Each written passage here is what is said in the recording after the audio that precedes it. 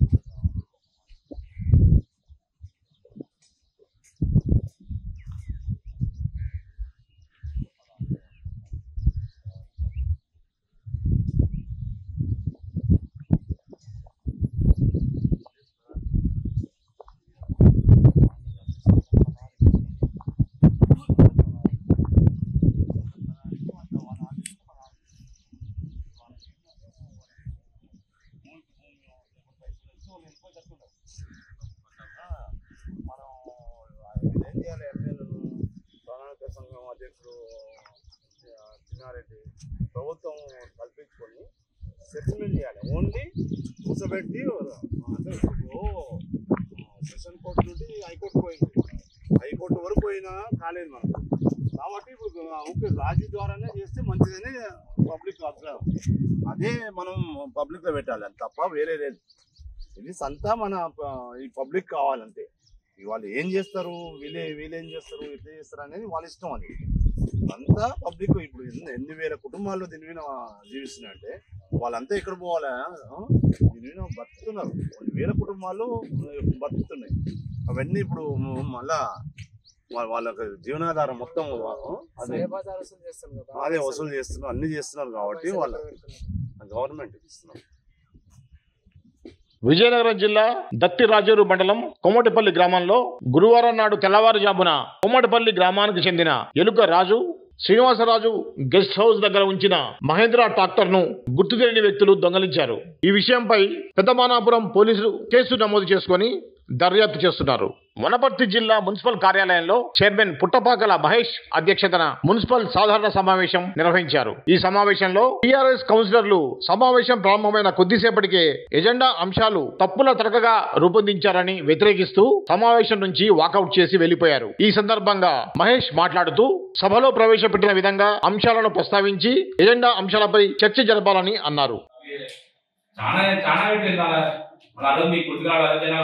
నేను ఆ జనాలను దృష్టిలో ఉంచుకోలేక నేను ఈరోజు కూర్చుని తేవడం కానీ వాళ్ళకి కూర్చొని టేబుల్స్ కానీ బయట అటు అతలున్న మన ప్రజాపాలన అక్కడ కూర్చొని అక్కడ కూర్చోబెట్టి కానీ ఎజెండాలు పెట్టడం జరిగింది. అలాగే బాత్రూమ్లు ఒకసారి మీరే చూడండి, బాత్రూమ్లో అతను ఎంత కంపు వాసన వస్తుంది చూడండి. ఒకసారి ఎవరైనా బాత్రూమ్ ఆఫీస్ మధ్యలో కడతారు, ఎవరైనా ప్రజలు తిరిగే మధ్యలో ఎవరైనా బాత్రూమ్లు కడతారా? అటు పక్క ప్లేస్ ఉంది, రోడ్డు ఉంది, అవతల పక్క ఇతను డోర్ పెట్టి అతను రోడ్డు కట్టి 4 బాత్రూమ్లు కట్టాయిపోయినా ఆయన సోయి లేకుండా ఉన్నారు. నేను 4 ఏళ్ళు మేము మొత్తుకున్నాం. మేమే కదా కౌన్సిల్లో సభ్యులమే కదా అందరం మొత్తుకున్నాం. అదన్నాడు మాకు ఏ అధికారులు కుర్చీలు వేసినట్టు మమ్మల్ని అగౌరవపరుస్తున్నారు. ఏ అధికారి ఏ సెక్షన్ కైనా కానీ మమ్మల్ని కనీసం కుర్చీ ఇవ్వలేదని చెప్పి గత 4 నుండి మినిట్ బుక్ తీయండి. మళ్ళీ మీ అవయవాలనే 4 గంటలు మళ్ళీ మినిట్ బుక్స్ ఒకసారి తీయండి. మళ్ళీ చూడండి మినిట్ బుక్స్ ఏం రాసినా చూడండి ఒకసారి. అదేవిధంగా మీరు సరెండర్ చేసిన అంటున్నారు, మన గతంలో ఎంతమంది సరెండర్ చేయలేదు? మళ్ళీ అప్పుడు రాలేదా ఇది సరెండర్? మళ్ళీ అప్పుడు గుర్తు రాలేదా? గతంలో మీరు ఉన్నప్పుడే ఎంతమంది 4-5 మంది సరెండర్ చేసినాం. టీపీఓ కానీ టీపీఓ కానీ టీపీఎస్ కానీ ఇంకా 4 అధికంగా సరెండర్ చేసినాం. ఎందుకు చేసినాం సరెండర్? ప్రజలకు పనిచేస్తామని చెప్పి సరెండర్ చేసినాం. అందరూ పాలక వర్గము ప్రతిపక్ష వర్గాలు మాకు పనిచేసలేదు, అధికారులు అసలుకి ఎవరికి పనిచేసలేదు. అసలుకి ఎంతసేపు ఆయన ఇప్పుడు ఏ టైంకి వస్తుందో తెలుస్తలేదు. వచ్చిన 10 నుండి సాయంత్రం 5 వరకు ఒక టైము. ఆ టైం లోపల అధికారి కనీసం 11 గంటలకు వస్తున్నాడు, 12 గంటలకు వస్తున్నాడా, 1 గంటలకు వస్తున్నాడు, 3 గంటలకు వస్తున్నాడు, ఇన్ఫర్మేషన్ లేదు అసలు. ఎవరికి ఏ కౌన్సిల్ కానీ ఎవరు కానీ. మళ్ళీ అలాంటి వ్యక్తిని మేము పెట్టుకుని ఎట్లా ఎలా ఎలా పని చేయాలి? మేము ఏ విధంగా మేము ముందు నడుపుతాం? అలా మున్సిపాలిటీ ఏ విధంగా ముందు నడపాలి? ఇంతవరకు జీతాలు ఇస్తలేడు. 20 మంది తీసుకుని ఇంతవరకు 5 నెలలు జీతాలు ఇవ్వాలంటే ఇస్తలేడు. కళ్ళబోలు మాట చెప్పి చక్కగా తప్పించుకోమవుతున్నాడు. ఏమంటే నాకు ఆడ పని చెప్పి ఈడ పని చెప్పినప్పుడు కలెక్టర్ గారి మీద చెప్తున్నారు. ఈరోజు వాళ్ళు 20 మంది ఈరోజు పని చేయడానికి వస్తలేరు. మాకు ఎంత ఇబ్బంది అవుతుంది పని చెప్పాలంటే. ఉన్న జీతాలు 2 నెలల జీతాలను ఇవ్వండి, దాని దగ్గర తీయాలని చెప్పి నేను చెప్తున్నా. మా కౌన్సిల్ సభ్యులు అందరూ చెప్పారు 2 నెలల జీతాలు ఇవ్వాలని. ప్రస్తుతానికి ఇప్పుడు ఏదో ఉంటాను. ఎప్పుడు ఫోన్ చేసినా కలెక్టర్ ఆఫీస్ కూర్చున్నా, కలెక్టర్ ఆఫీస్ కూర్చున్నా. నేను కలెక్టర్ గారితో మీటింగ్ ఉన్నా. ఈ 2 నెలలు మొత్తం కలెక్టర్ గారి మీటింగ్ ఉన్నాను. సరే ఇది కలెక్టర్ గారు ఏదో సరే సందర్భంలో పిలిచి ప్రతిరోజు పిలుస్తారు కలెక్టర్ గారు. ప్రతిరోజు మీటింగ్ కలెక్టర్ గారు మాకు సార్ అదే చెప్తున్నాం. మాకు ప్రతిరోజు పిలుస్తారు కలెక్టర్ గారు. ఫ్రైడే శుక్రవారం రోజు సరే ఒక రోజు. ఇంకేంటి మిగతా వారంలో ఏం చేస్తున్నారు? పొద్దుగా 6 నుండి సాయంత్రం 6 వరకు. కానీ ప్రజలను పట్టించుకోలేదు, చూడాలి కదా మాతో పాటు. మేము మొన్న తిరిగినాం. మేము ఆయన మాతో పాటు ఏంటంటే ఫోన్ చేసి ఇంటర్ చేయాలి. ఎంతసేపు ఏఈ గారు రెస్పాన్స్ అవుతున్నారు, డిఈ గారు రెస్పాన్స్ అవుతున్నారు. అసలు కమిషనర్ రెస్పాన్స్ లేదు. అసలు గతంలో తిన్నది మొత్తం బయట పడతాని చెప్పి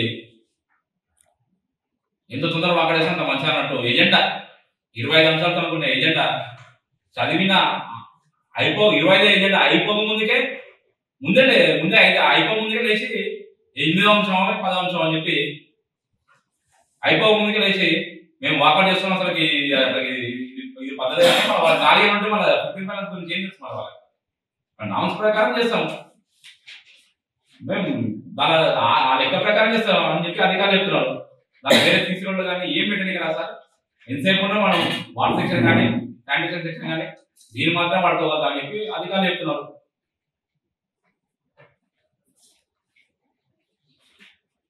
ఇది పద్ధతి కాదు. ఇది లోపల ఒక మాట మాట్లాడి బయటకు వచ్చి ప్రెస్ ముందర మేము ప్రజల ముందర ఈ రోజు అని చెప్పి మమ్మల్ని జీరో చేయాలని చెప్పి మీరు అనుకుంటున్నారు.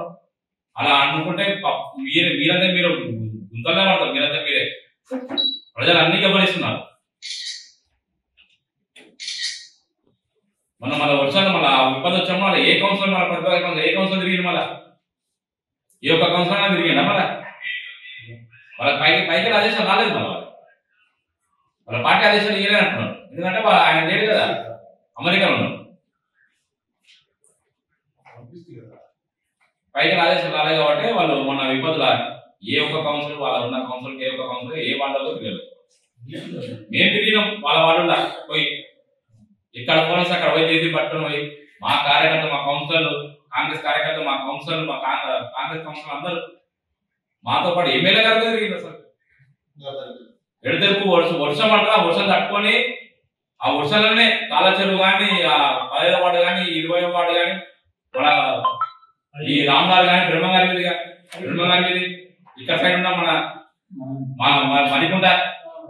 మరికుంట అలుగు వారితే పోయి ఎట్లా చేయాలి సమీక్ష ఏ విధంగా చెప్పి ఈయనని పిలిచి దాని ఆ సిగరెట్ ఆఫీస్ ఉన్న ఆ అలుగు కానీ అందులో మరికుంట ఇంత మధ్య ఉన్న అలుగు ఏ విధంగా పోవాలి, దాన్ని కొంచెం పెద్దగా పెంచుదామని చెప్తే ఏది పరిస్థితి దాని పరిస్థితి ఏంటని చెప్పి అదో సమీక్ష పెట్టింది. మేము పోయి ఆ సమీక్ష కూలేస్తున్నారు. ఆ నీళ్లు జనాల మధ్యలో పోయి కార్లు మునిగి ఆటోలు మునిగి చేపలు మునుగుతున్నాయి, వీళ్ళు కూలేస్తున్నారు. మాజీ మంత్రి ఎమ్మెల్యే హరీష్ రావు ఖమ్మం వరద బాధితుల సహాయార్థం 3 వాహనాల్లో బియ్యం, నిత్యావసర సరుకులు పంపించారు. వాహనాలను రిసీవ్ చేసుకున్న ఖమ్మం రాజ్యసభ ఎంపీ వద్దిరాజు రవిచంద్ర, బీఆర్ఎస్ నాయకులు, కార్యకర్తలు బాధితులందరికీ మా పార్టీ తరపున ఈ సరుకులు పంపిణీ చేస్తారని చెప్పారు ఎంపీ వద్దిరాజు రవిచంద్ర. అలానే డివిజన్ కార్పొరేటర్లు, స్థానిక నాయకులు ప్రతి ఇంటికి వెళ్లి బాధితులకు సరుకులు అందజేస్తారు అని తెలియజేశారు. ఎంపీ వద్దిరాజు మాట్లాడుతూ వరదలను ఎదుర్కొనడంలో ఈ ప్రభుత్వం ఫెయిల్ అయింది అన్నారు. సిద్దిపేట శాసనసభ సభ్యులు, మాజీ వైద్య ఆరోగ్య శాఖ మరియు ఆర్థిక శాఖ మంత్రులు, ఉద్యమ నేత అయినటువంటి హరీష్ రావు గారు మొన్న జరిగినటువంటి ఖమ్మంలో జరిగిన విపత్తు నుంచి ఈ వరద బాధితులకు సహాయం అందించే విధంగా చాలామంది బీఆర్ఎస్ పార్టీ శాసనసభ్యులు, ఎమ్మెల్సీలు, ఎంపీలందరూ కూడా వచ్చి ఇక్కడ ఉన్నటువంటి పరిస్థితులను చూసి చలించిపోయి ఆ రోజు ఇక్కడ ఉపేందర్ రెడ్డి గారు, పాలేరు మాజీ శాసనసభ సభ్యులు, మాజీ మంత్రి గారు పువ్వాడ అజయ్ కుమార్ గారు, నేను, మిగతా శాసనసభ్యులు అందరం కలిసి కూడా ప్రతి ఎక్కడెక్కడైతే ముంపుకు గురైన ప్రాంతాలు, ఇల్లు అన్నీ కూడా క్షుణ్ణంగా పరిశీలించి వాళ్ళ బాధలో మేము కూడా పాలుపంచుకోవడం జరిగింది. నిజానికి కూడా హృదయ విదారకమైన చర్య ఇది. అంటే వచ్చిన విపత్తు అలాంటిది.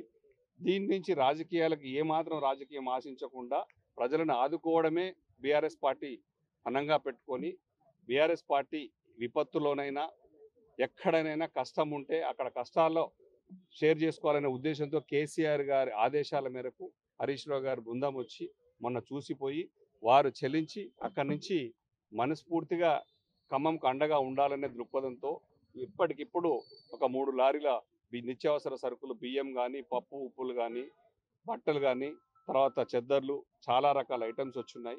ఇప్పుడు వచ్చాయి, ఇవి రిసీవ్ చేసుకున్నాం మేము. దీంట్లో 60% ఉన్నటువంటి దాంట్లో క్వాంటిటీ ఖమ్మంకి, ఒక 40% పాలేరుకు షేర్ చేయడం జరుగుతుంది. ఇక్కడ ఉన్నటువంటి వచ్చిన ఐటమ్స్ అన్నీ కూడా రేపు మళ్ళీ హరీష్ రావు గారు మహబూబాద్ జిల్లాకు కూడా పంపిస్తున్నారు.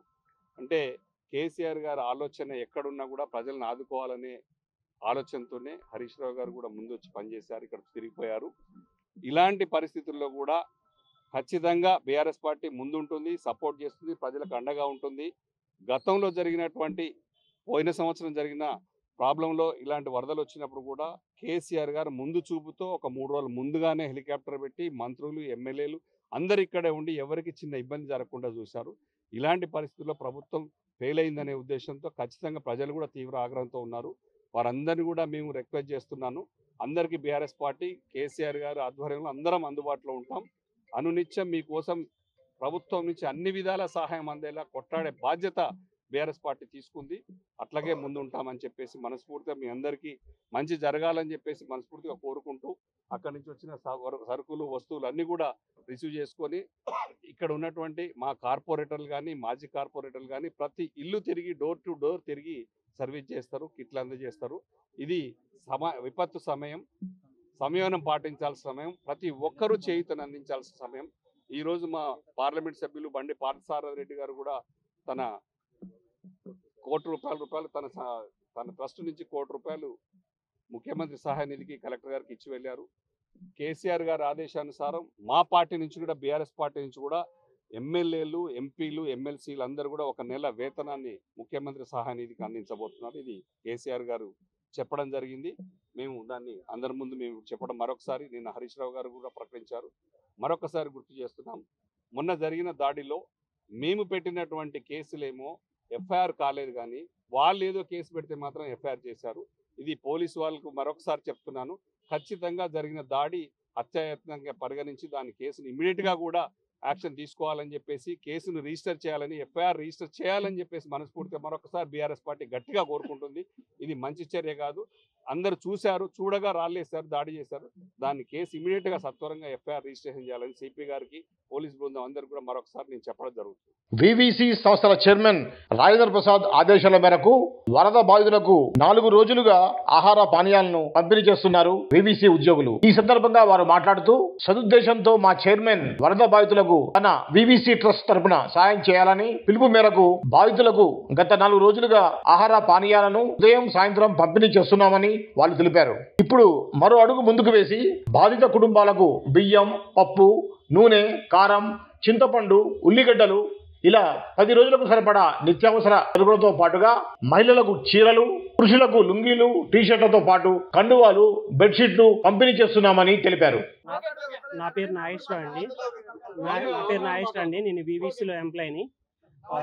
మన ఖమ్మంలో జరిగిన వరదల ఉధృతాన్ని చూసి మా ఎండి రాజేంద్ర ప్రసాద్ గారు ఈ పరిస్థితులన్నీ చూసి చెల్లించి గత 4 రోజుల నుంచి మా బీబీసీ విఆర్ఏ ట్రస్ట్ ద్వారా ఏదైతే సేవా కార్యక్రమాలు చేయాలో అన్ని సేవా కార్యక్రమాలు చేయడానికి ముందుకొచ్చారు. గత 4 రోజుల నుంచి అందరికీ భోజనాల సదుపాయం కల్పించారు. ఆ సదుపాయంతో పాటు మా సారు ఫీల్డ్లోకి వచ్చి విజిట్ చేసి అక్కడ జరిగిన పరిస్థితులన్నీ చూసి సారు చెల్లించి ఎవరైతే బాధితులు ఉన్నారో ఆ బాధితుల మొత్తానికి మా బీబీసీ ట్రస్ట్ తరఫు నుంచి ఏదైనా ఒకటి చెయ్యాలి, వాళ్ళని ముందుకు తీసుకురావాలి, వాళ్ళని ఆదుకోవాలి అనే ఒక సంకల్పాన్ని చేసుకొని సార్ ఏం చేశారంటే ఈరోజు మా బీబీసీ ట్రస్ట్ ఎవరైతే ఎంప్లాయీస్ ఉన్నారో గత 4 రోజుల నుంచి ఎంప్లాయీస్ మొత్తాన్ని ఫీల్డ్లో ఉంచేసి వాళ్ళకి ఏం ప్రాబ్లమ్స్ ఉన్నాయో అన్ని సదుపాయాలని కల్పించుకుంటూ డోజర్లు పంపించేసి క్లీన్ చేయించుకుంటా వాటర్ ట్యాంకులు సప్లై చేసుకుంటా వాటర్ ట్యాంకులతో ఫస్ట్ వాటర్ సప్లై చేశారు. మళ్ళీ ఇంటింటికి ఈరోజు 20 లీటర్ల వాటర్ క్యాను, వాళ్ళకి నిత్యావసర సరుకులు ప్లస్ మరి బట్టలు, వాళ్ళకి మెడిసిన్, భోజనం అన్ని సదుపాయాలని మా బీబీసీ ట్రస్ట్ నుంచి 200 ఎంప్లాయీస్ మంది బీబీసీ ట్రస్ట్ ఎంప్లాయీస్ అందరితో ఖమ్మంలో జరిగిన వరద అన్ని ఏరియాల్లో కవర్ అవుతూ అందరితో మాట్లాడుతూ వాళ్ళకి కావాల్సిన సదుపాయాలు అడిగి తెలుసుకుంటూ అందరికీ అన్ని అవకాశాలని కల్పిస్తూ మమ్మల్ని నిత్యం అందరినీ గమనిస్తూ వాళ్ళని ఓదార్పుగా ఉండమని మా ఎండి రాజేంద్ర ప్రసాద్ గారు మాట ఇచ్చిన ప్రకారం అందరితో చేపిస్తున్నారు. అదేవిధంగా మా ట్రస్ట్ తరఫు నుంచి మేమందరినీ ఆదుకోవడానికి మా టీము మా ట్రస్ట్ ముందుకుందని మా సారు మళ్ళీ మాట ఇచ్చారు. ముందు కూడా చేస్తానన్నారు. అండి నేను జాండీ టాకీ నుంచి మాట్లాడుతున్నాను. బీబీసీ విఆర్ఏ ట్రస్ట్ నుంచి మాట్లాడుతున్నాను సార్. ఎందుకంటే మన జరిగిన గత వారం రోజుల నుంచి వరద ఉధృతి వల్ల నష్టపోయిన రైతులు నష్టపోయిన వాళ్ళ వల్ల మా సారు ఎందుకంటే అన్ని రకాలుగా మన ఆహారం కానీ అల్పాహారం కానీ ప్లస్ ఏంటంటే వాళ్ళతో దుస్తులు మన ఇంటికి సామాగ్రి కిరాణం కానీ వాటి అన్ని విధాలుగా మా సారు సహకరించారు. ప్లస్ ఎందుకంటే మా సారు చెప్పిన సిద్ధాంతం ఒకటే, పేదలకు అండదండగా బీబీసీ రాజేంద్ర ప్రసాద్ ఉండగా అనే ఒక సిద్ధాంతం అనే నినాదంతో మా సార్ ఎప్పుడు ముందుకెళ్తూనే ఉంటాడు. ఆ నినాదంతో ముందుకెళ్తాడండి. మాది బీబీసీ విఆర్ఏ ట్రస్ట్ అంటే ఏంటంటే నిరుపేదల కోసం చేసే సంస్థ అండి ఇది మా ట్రస్ట్. దానికోసం మా సార్ ఎప్పుడు అన్ని వేళలా సదా మీ సేవలు అనుకుంటూ ముందుకు ఎప్పుడు వెళ్తూనే ఉంటాడు. ఇలాంటి ట్రస్ట్ ద్వారా ఎన్నో సహాయాలు చేసుకుంటూ ఉండాలని మా సార్ ఎప్పటికీ ఇంత ముందుకు కొనసాగాలని మేము కోరుకుంటాం. విజయనగరం జిల్లా దత్తి రాజేరు మండలం వి కృష్ణాపురం గ్రామంలో అచ్యుతాపురం ఎస్ఎన్ సెల్ కంపెనీలో పనిచేస్తున్న కృష్ణాపురంకు చెందిన గండ్రేటు చైతన్యకు ఈ రోజు మాజీ ముఖ్యమంత్రి వైఎస్ జగన్మోహన్ రెడ్డి ఆదేశాల మేరకు గజపతి నగరం మాజీ శాసనసభ్యులు బొత్స అప్పల్ నర్సయ్య బాధిత కుటుంబానికి అక్షరాల ₹1,00,000 చెక్కును అందజేయడం జరిగింది. ఈ కార్యక్రమంలో స్థానిక సర్పంచ్ మరియు ఇతర వైసీపీ సీనియర్ నాయకులు పాల్గొన్నారు.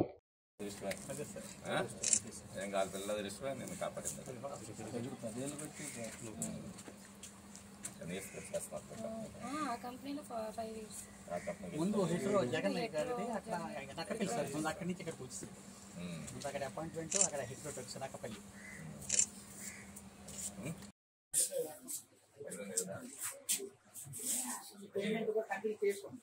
జగన్మోహన్ రెడ్డి గారు పెట్టిన